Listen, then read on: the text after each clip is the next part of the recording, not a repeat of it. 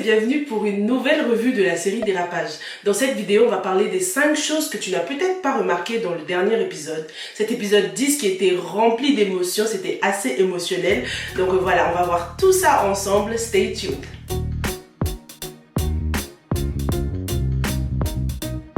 Avant de commencer, n'hésite pas à t'abonner à cette chaîne. Je fais des revues et analyses de films et séries afro. Donc si c'est quelque chose qui t'intéresse, abonne-toi. Active aussi la petite cloche pour ne rater aucune nouvelle revue. Ah là là, ce fameux épisode 10. Franchement, on peut dire que cet épisode fait partie des meilleurs épisodes so far jusqu'ici parce que c'était vraiment beau. Abby était tellement belle dans sa tenue de mariage et même le couple était beau. Franchement, ils étaient super beaux.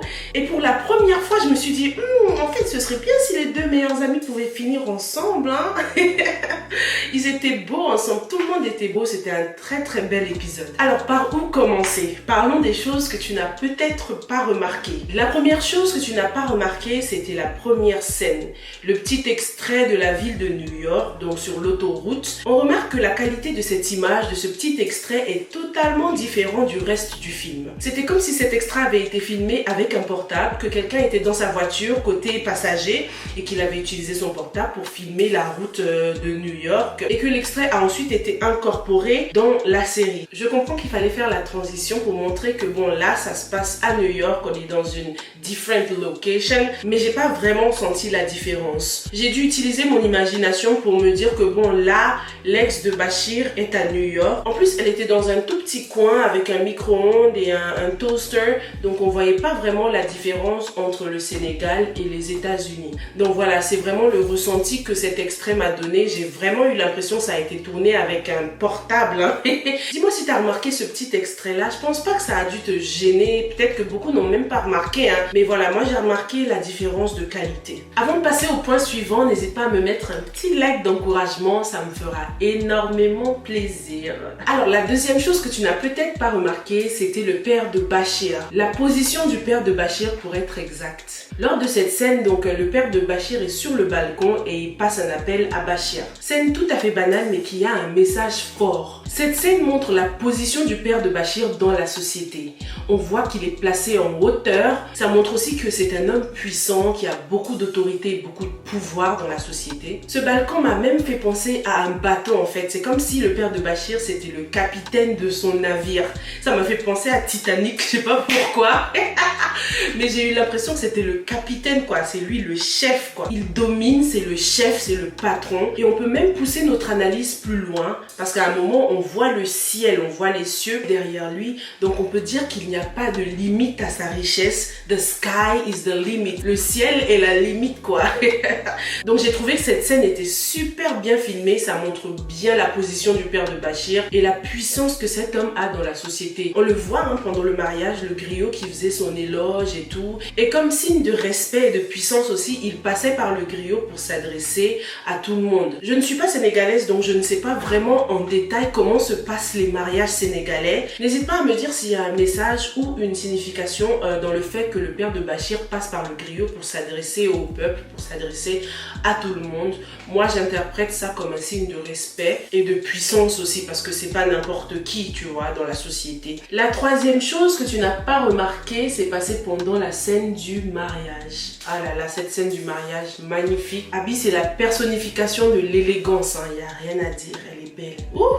J'étais un peu confuse au début parce que j'ai trouvé que c'était un peu brutal de les montrer comme ça, bam, en mode tenue de mariage, bam, bam, bam, c'est fait. Zéro suspense. Mais je pense qu'à ce stade, le mariage n'était qu'une formalité. Donc je pense que c'est pour ça qu'on nous l'a donné comme ça, allez, tiens. Et puis il faut bien que les choses avancent aussi. Donc voilà. Au début, j'arrivais pas à suivre entre les scènes, l'après-midi, après c'était le soir et tout. Mais j'ai bien aimé le fait qu'ils ont mis les heures. Et d'ailleurs, c'est là que j'ai remarqué le petit détail. Le troisième point, c'est quand il était 23h45. La montre de Bashir s'est allumée. Le Apple Watch. Le Apple Watch de Bashir s'est allumé et il n'était pas exactement 23h45 sur la montre. La montre lisait 15h35. Je sais que c'était for the purpose of, fallait bien que pour faire une suite quoi, 23h, 23h30, 23h45. Mais quand la montre s'est allumée, je me suis dit, hein? Non, non, il n'était pas 23h45, il était 15h35.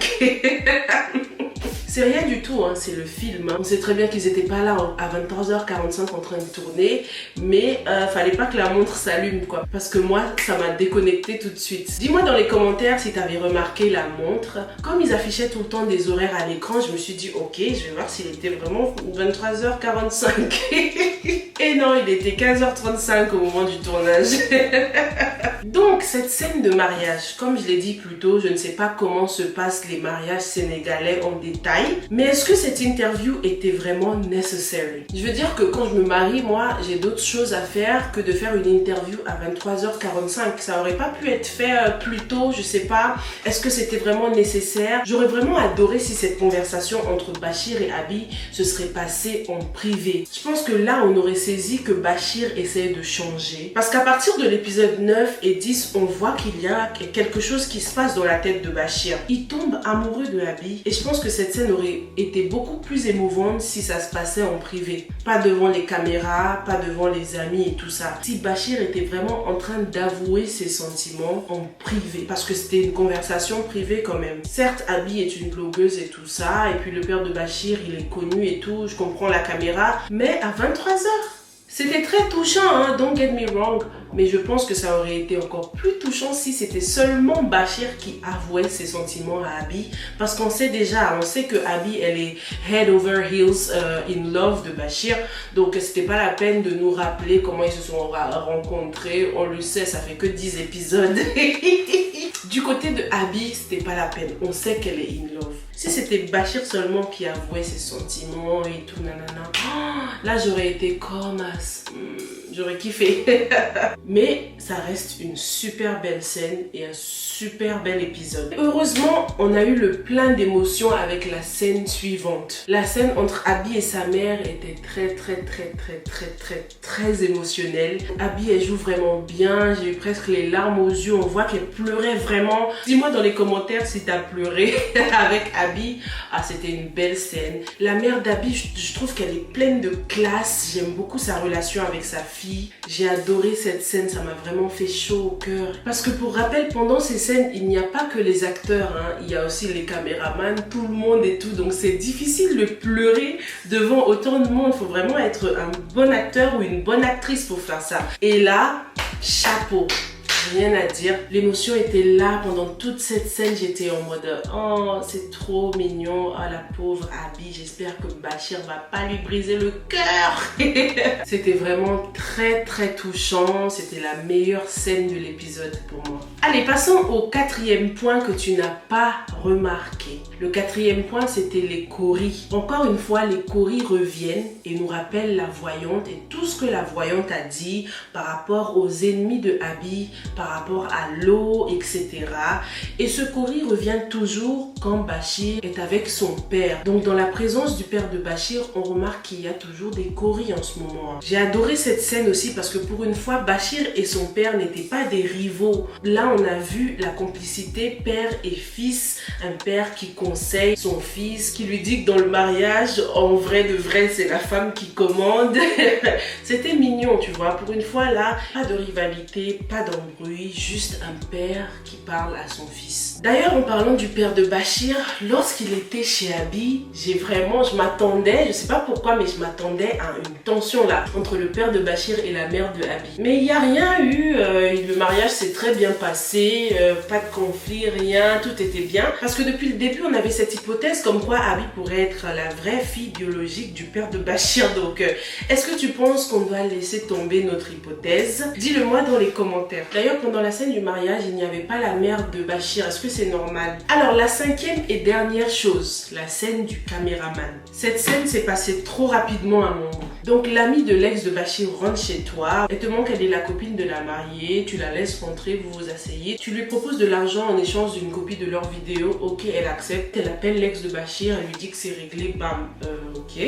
Elle veut le diffuser, elle veut le modifier, le diffuser sur internet, je sais pas. Pour l'instant, comme je l'ai dit, je vois pas l'utilité de la vidéo ni de l'interview, mais bon, on va voir par la suite. Cette scène du caméraman, j'aurais bien aimé que ça se passe autrement. J'aurais aimé que la copine de l'ex appelle le caméraman, il lui dit qui vous a donné mon numéro, il se donne rendez-vous dans un parc ou un truc comme ça pour parler business. Elle lui dit ouais, on échange d'une copie, je te propose de l'argent. Le caméraman il réfléchit et tout, après il dit bon, vas-y, j'accepte. Et à ce moment-là, il lui donne une copie de la vidéo, de l'interview. Tu vois, j'aurais bien aimé que ça se passe comme ça. Parce que j'ai trouvé que c'était un petit peu rapide. Elle est juste venue chez lui comme ça. Elle lui a dit, ouais, si tu me donnes 100 000 francs, je te fais une copie. Et elle a dit, ok, il lui a fait une copie. Comment est-ce qu'il peut faire confiance aussi rapidement à une inconnue? Je sais que c'était pour les besoins de la série, pour que les choses avancent, mais c'était un peu rapide à mon goût. Dis-moi ce que tu as pensé de cette scène dans les commentaires. Voilà ce que j'avais pour toi pour la revue de la série Dérapage. Si tu regardes Maîtresse d'un homme marié aussi, je t'invite à regarder la vidéo que j'ai faite sur l'opposition entre Djalika et Lala. En attendant, je te retrouve très bientôt pour une prochaine vidéo. Stay safe and stay blessed.